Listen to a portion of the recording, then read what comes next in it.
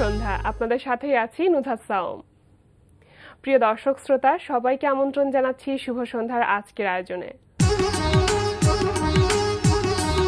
শুভ সন্ধ্যায় আজ থাকছে চলতে থাকা প্রদর্শনী, আর্কাইভ থেকে তারকার সঙ্গে এনটিভি হাইলাইটস এবং জনপ্রিয় সঙ্গীত শিল্পী হায়দার হোসেনের সঙ্গে আলাপচারিতা। শুরুতেই থাকছে চলতে থাকা প্রদর্শনী।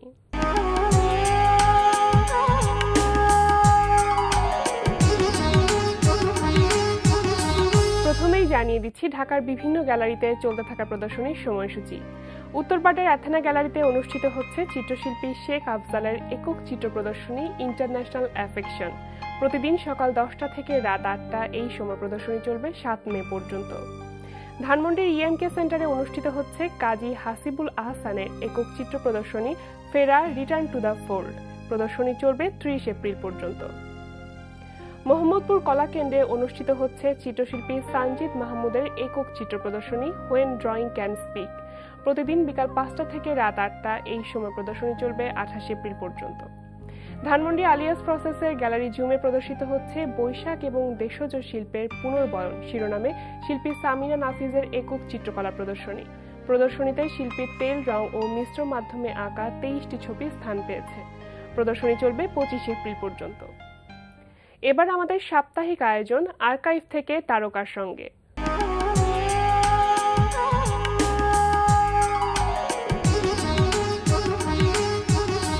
পূর্বে যেসব তারকা শুভ সন্ধ্যায় অতিথি হয়ে এসেছেন তাদের আলাপচারিতার অংশ বিশেষ নিয়ে আর্কাইভ থেকে তারকার সঙ্গে।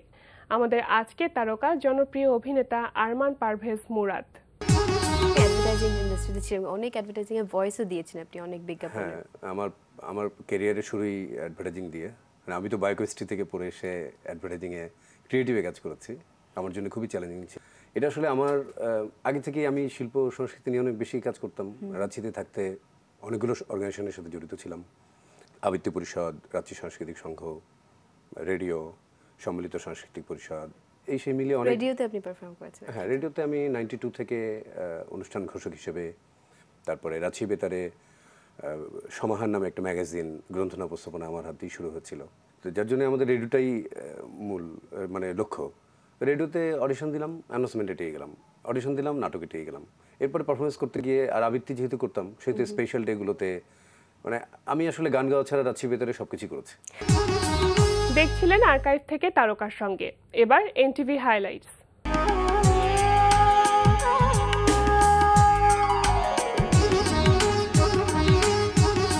প্রিয় দর্শক, জানিয়ে দিচ্ছি কি থাকছে এনটিভির রাতের অনুষ্ঠান মালায়। সন্ধ্যা 6টা 45 মিনিটে সরাসরি সম্প্রচার হবে অনুষ্ঠান বিচ টাইম।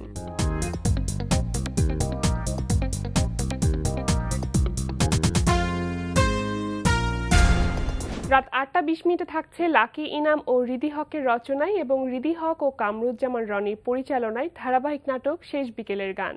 এমন সময় কথাটা বললেন যার মানে অন্যভাবে দাঁড় করানো যায়। প্রত্যেকটা কথারই ডাবল মিনিং বের করা যায়। তুমি আমি যদি এখনো তোমার আর আমার ভাবনার জায়গাটা এক করতে পারি তাহলে কি না না। রাত 9টায় প্রচার হবে ওয়াহিদুল ইসলাম শুভর পরিচালনায় অনুষ্ঠান রূপচাঁদা the daily star super chef.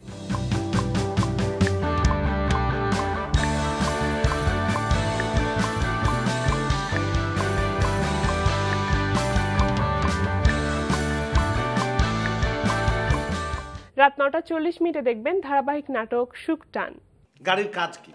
একটা মানুষকে এক জায়গা থেকে আরেক জায়গায় পৌঁছে দেবে। এখন ঢাকা শহরের যে বাস্তবতা, গাড়ি কিনে আমি যদি জ্যামেই বসে থাকি তাহলে গাড়ি কিনে লাভটা কি? ও তাই নাকি? তাই নাকি না তাই। রাত 11:30টায় প্রচার হবে আবু রায়হান জুয়েলের পরিচালনায় একক নাটক এক্সক্লুসিভ ইন্টারভিউ। আজকাল কাউকে বিশ্বাস নেই, যেভাবে জার্নালিস্টদের সাথে নায়িকাদের স্ক্যান্ডাল বের হচ্ছে। বাহ, তাহলে আমাদেরকে দু একটা খবর দাও না, আমরা আমাদের পত্রিকা ছাপি। মজা নিচ্ছ? অবশ্যই। এই ছিল এনটিভি অনুষ্ঠান মালার হাইলাইটস। এরপর আসছি আলাপচারিতায়।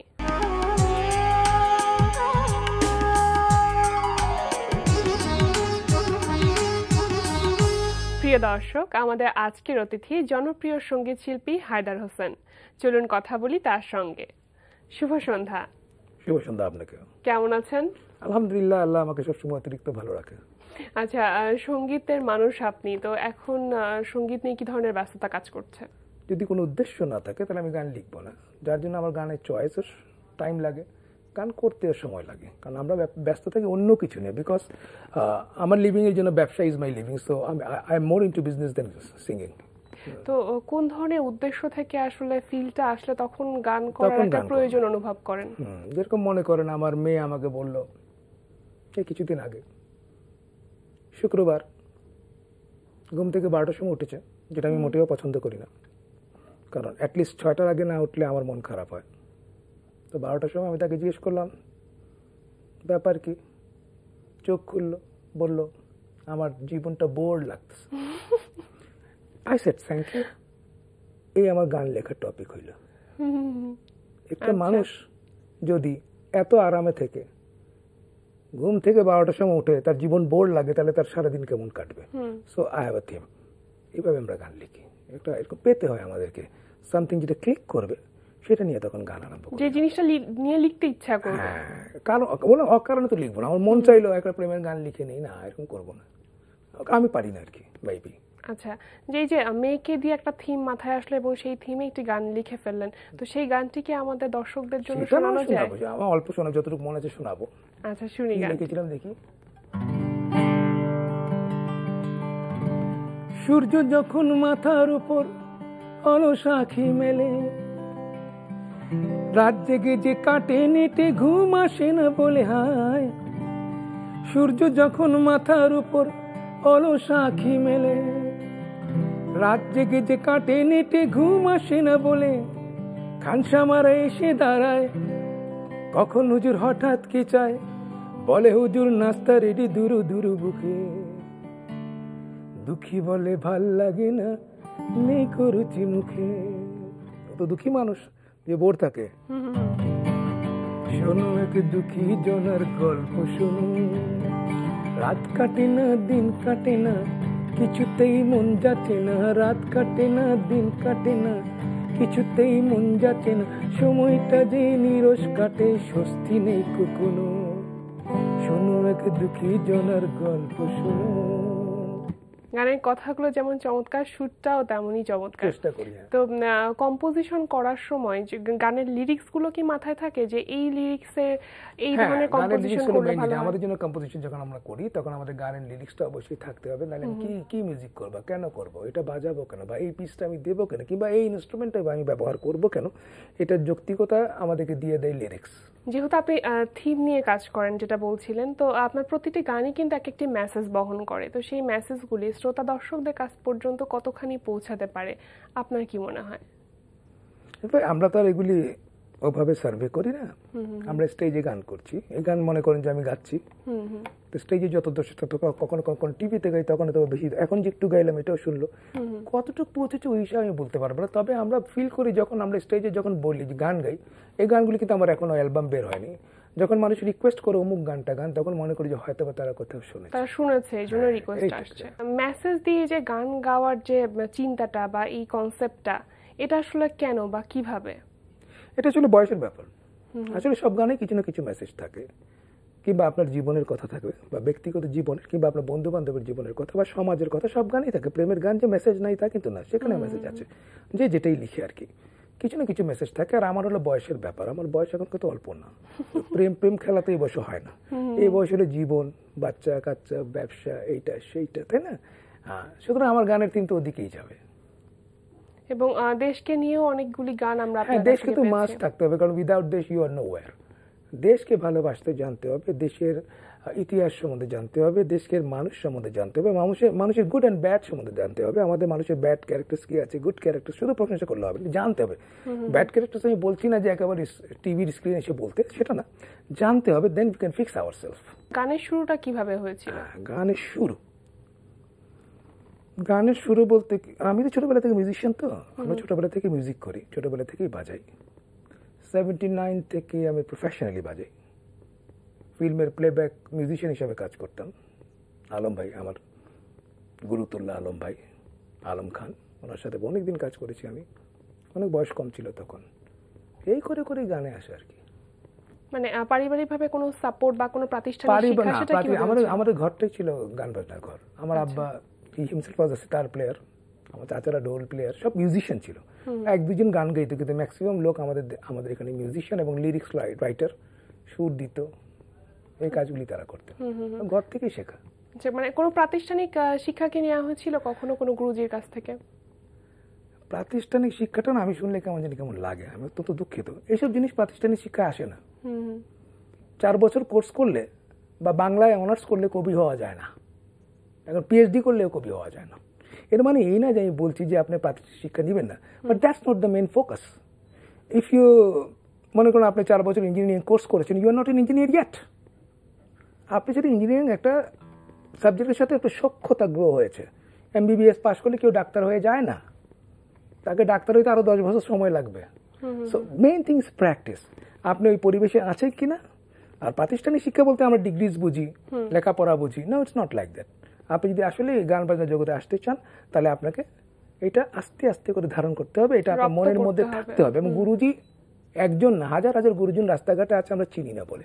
যেরকম মনে হচ্ছে একটা মানুষের গান শুনছেন, ভালো লাগলো, তা আমরা খুব খেয়াল করে শুনি, গান গাওয়ার জন্য শুনি না। আবার বলছি, আমরা কিন্তু গান গাওয়ার জন্য গান শুনি না, গানকে বোঝার জন্য গান শুনি। কিন্তু আমি যদি গান শুনি এখন গাইতে চাই, তাহলে কিন্তু আমার শিক্ষাটা হবে না। আমরা শুধু গান শুনি আর শুনি আর শুনি। আমার যে কম বয়সে তখন আমরা প্রচুর গান, এখন আমি শুনি না, দ্যাটস এ ডিফারেন্ট থিং। প্রচুর আমরা গান শুনতাম, ভালো একটা ওস্তাদ দেখলে আমরা বসে থাকতাম। কখনো যদি দেখতাম কোনো ভালো শিল্পী গান গাইছে, সেখান থেকে আমরা উঠতাম না, আমরা বসেই থাকতাম। অলতো আমার কিন্তু গিটার বাজনা শেষ, এখন তো আরেকজন গান গাইবে, আমি কিন্তু আর উঠবো না, আমি বসে বসে ওনার গান শুনবো, কেমনে কি করেন, মুখ কেমনে নাড়ান, কেমনে করে উচ্চারণগুলি করেন, কেন উনি বড় শিল্পী, কেন মানুষ ওনাকে গ্রহণ করে, সেগুলি বোঝার চেষ্টা করি। That's how we learn. আচ্ছা, তো যেটা বলছিলেন যে পরিবারে অনেকেই মিউজিশিয়ান ছিলেন এবং সেরকম একটা পরিবার থেকে আপনি এসেছেন, তো মিউজিক ডিরেকশনে আমরা আপনাকে এখনো সেভাবে পাচ্ছি না, এর কারণটা কি? আসলে আমি তো মিউজিক ওভাবে করি না, হ্যাঁ সেটা সত্য কথা। আমি ফিল্মের গানও করি না, হ্যাঁ এমনি কারো গানও করে দিই না নর্মালি, কারণ আমার সেই সময়টুকু হয় না। আর এটা খুব পরিশ্রমের কাজ, একজনের গান করে দেওয়া অনেক পরিশ্রমের কাজ এবং সময় সাপেক্ষ, অনেক সময় সাপেক্ষ। এখন সবচেয়ে বড় কথা হলো আমাকে তাকে পছন্দ করতে হবে আগে, whether she or he can sing that song, এটা আমাকে আগে বুঝতে হবে। তারপর ওকে ট্রেনিং দাও, তারপরে বসো সেশনে। আর আমরা যেহেতু অ্যাকুস্টিক লোক, আমরা অ্যাকুস্টিক মিউজিশিয়ান খুঁজি। অ্যাকুস্টিক মিউজিশিয়ান আসবে, বাজাবে, দেখবো কি কি বাজাবে, বলে দিব এটা বাজাবে এটা বাজাবে, আমাকে আবার ডাইরেকশন দিতে হবে। এরকম না যে একটা মিউজিশিয়ান এসে যা খুশি বাজিয়ে দিয়ে যাবে, তা কিন্তু আমরা করি না। আমাদেরকে বলতে হবে তবলার বোল এটা, ড্রামসটা এভাবে বাজবে, বেজের গ্রুপ এটা বাজাতে হবে, গিটার বাজালে এমনি করে, এই পিসটা বাজাতে হবে। আমরা কিন্তু পুঙ্খানুপুঙ্খ একটা একটা করে বলে দিব, সেটা আবার তুলতে হয়। পুঙ্খানুপুঙ্খভাবে যাচাই করেন, এই জন্যই কি কাজটা করা হয় না, বা সময়ের অভাবে কাজ করা হয়? সময়ের অভাবে, একটা হলো সময়ের অভাবে, আর একটা হলো যে আর এখনকার মানুষের তো ধৈর্য নেই, যে একটা গান নিয়ে তার 1 মাস পরে থাকবে আমাদের মতো, এই ধৈর্য মনে এখন অনেকের কমে গেছে। এবং আপনার তো একটি কাওয়ালির দলও ছিল, তো সেটার এখন কি অবস্থা? সেটার অবস্থা ওটা ভালো নেই, ওই যে বললাম কারো ধৈর্য নেই। কাওয়ালি প্র্যাকটিস করাতে হবে, ক্লাসিক্যাল আপনাকে ভালো জানতে হবে মোটামুটি, আর গলার রেঞ্জ মিনিমাম 3.5 অক্টেভ থাকতে হবে। এই 3.5 অক্টেভ রেঞ্জ তৈরি করতে গেলে আপনার চর্চা দরকার। এখন আমার কাওয়ালি গাইতে গেলে সাথে লোক লাগে, কারণ তাদের চর্চার আমি বড় অভাব দেখছি, যার জন্য আমি আস্তে আস্তে সরে যাচ্ছি, যে আসলে সম্ভব না আমাদের বাংলাদেশে। হয়তো বা আমি পাইনি সেই ডেডিকেটেড লোকগুলি। যেরকম আমি গিটার শিখাই মাঝে মধ্যে, আমি যেটা রিদম বাজাই, এন্ড আই পে দেম, আমি উল্টা পয়সা দিই, তুমি গিটার শিখবে আমার কাছে, তোমাকে মাসে এত টাকা দিব। আচ্ছা, তারপরে আমার স্টুডেন্ট থাকে না, কারণ ওরা এসেই গান চায়, অমুক গানটা বলে দিন তো কেমনে বাজাতে হয়, কারণ কালকে স্টেজে উঠবে তো। That's the problem. আচ্ছা, শেখার যে আগ্রহ যেটা আছে, এটা হয়তো বা আমি পাচ্ছি না। তাহলে যে সময়টা এই দলটা গড়ে উঠেছিল, বা দলটাকে এত যত্ন করে গড়ে তোলার চেষ্টাটা করেছিলেন, সেটা কেন বা কি উদ্দেশ্যে? একটা গ্রুপ নিয়ে গান করবো, ভালো লাগে না অনেকজনকে নিয়ে একা গান করা। স্পেশালি কাওয়ালি কেন? কাওয়ালি তো আমরা ঢাকায় লাগতো, আমরা তো কাওয়ালির মধ্যেই বড় হয়েছি। কাওয়ালি আমাদের জন্য আলাদা কিছু না, ওটা আমাদের জাতীয় সঙ্গীত হিসেবে বলতে পারেন। আমরা সবসময় কাওয়ালি গাইতাম, কাওয়ালির প্রতি দুর্বলতা থেকেই অটোমেটিকলি। হ্যাঁ, এটা অটোমেটিকলি, কারণ কাওয়ালির একটা মজা আছে, একটা গান 45 মিনিট লম্বা, তো একটা গানের মতো বিভিন্ন রাগ রাগিনী মিশায় গাওয়া যায়। এটা এরকম 2 মিনিটে গানটা শেষ হয়, বা একটা অন্তরা একটা এটা না, তা কিন্তু না, সেটা ভিন্ন একটা ভাব আছে, যার জন্য আমরা কাওয়ালি গাইতে পছন্দ করি। মেবি আমাদের ফ্যামিলি ব্যাকগ্রাউন্ডের কারণে হয়তো আরো একটু বেশি পছন্দ করি। চাচ্ছিলাম এটা একটু নতুন একটা জিনিস গড়ে তুলতে, জানি না কতটুকু পারবো, মনে হয় না, এখন একটু আশা কমে গেছে আমার। যেহেতু কাওয়ালি শুনতে পাচ্ছি না, তাহলে অন্য একটি গান দিয়ে সেটার অভাব পূরণ করি। আচ্ছা, গাও, দেশের গান গাই।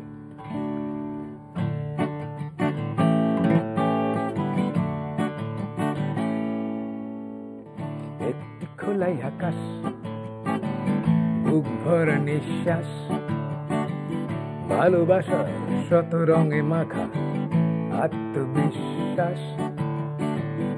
একটি খোলাই আকাশ, বুক ভরা নিঃশ্বাস, ভালোবাসার শত রঙে মাখা আত্মবিশ্বাস। রাত্রি যেথা মাতৃ করে মমতায় হয় ভোর, সোনার আলিঙ্গনে প্রসারিত বাহুডোর। মুক্তিযোদ্ধা শত শ্রদ্ধা একই বিস্ময় উপহার দিলে, মুক্তিযোদ্ধা শত শ্রদ্ধা একই বিস্ময় উপহার দিলে। একটি সাওয়া শত পাওয়া স্বাধীনতা নিয়ে এলে। তো কষ্ট করে এসেছেন, সময় দিয়েছেন, অনেক ভালো লাগলো, অনেক ধন্যবাদ। সবাইকে ধন্যবাদ। প্রিয় দর্শক, কথায় কথায় আমরাও চলে এসেছি অনুষ্ঠানের শেষ প্রান্তে। আমাদের সঙ্গে যোগাযোগের ঠিকানা প্রযোজক শুভ সন্ধ্যা, এনটিভি, বিএসসিসি ভবন, 7ম তলা, 102 কাজী নজরুল ইসলাম এভিনিউ, কারণ বাজার, ঢাকা 1215। আমাদের ইমেল অ্যাড্রেস shubhosandha@ntvbd.com। প্রিয় দর্শক, এনটিভিতে সম্প্রচারিত সংবাদ ও অন্যান্য সকল অনুষ্ঠান দেখতে লগ ইন করুন www.ntvbd.com-এ। সবার মঙ্গল কামনায় আজকের মতো এখানেই শেষ করছি। শুভ সন্ধ্যা।